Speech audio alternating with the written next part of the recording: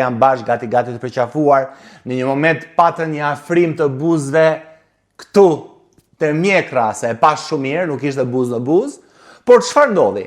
Në moment që largohet Eduardi nga kuzhina, është Dolce e cila ulet dhe në një hapësirë mes rafteve fut kokën aty duke bërë një veprim të paqartë.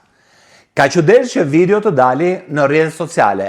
Ka qëdesh që gjithë ata të cilët e monitorojnë Big Brother VIP Kosova, e regjistrojnë non-stop, ta presin këtë video dhe ta hedhin në rrjetet sociale.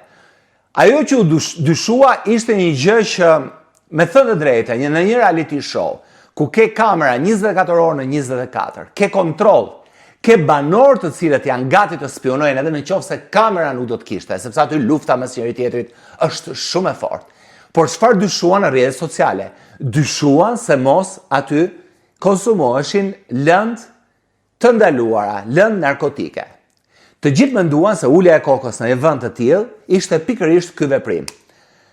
Disa me humor, disa jo.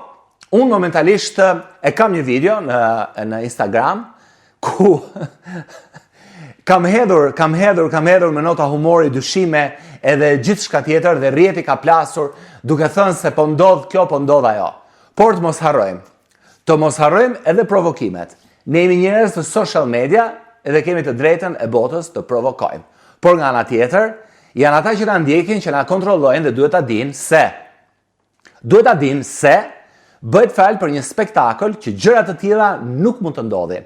Nuk mund të ndodhin një për etik profesionale, për etik njerëzore, nga ana tjetër të ikën licenca, gjoba është e jashtëzakonshme. Ka pastaj në institucione të tjera, ndërhyn policia, prokuroria e gjithçka tjetër. Pra gjëja është shumë e madhe për të ndodhur që një konkurrent apo konkurrente të marrë para kamerave në një moment vëmendje televizive lëndë narkotike. Por çfarë ndodh në të vërtetë?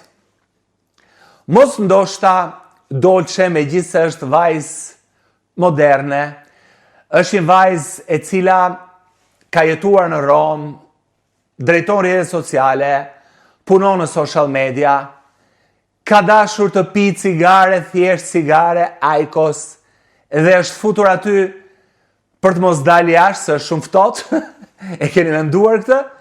Pikërisht, për një gjë të tillë, duhet të ngrejmë dyshimet tona dhe ta shikojmë edhe këtë version. Po. Ato informacione që më erdhën nga Bigu i Kosovës janë të tilla. Më shkruajtën njerëz të cilët janë pranë produksionit dhe thanë, Olti, në të vërtetë, vajza ka konsumuar duhan.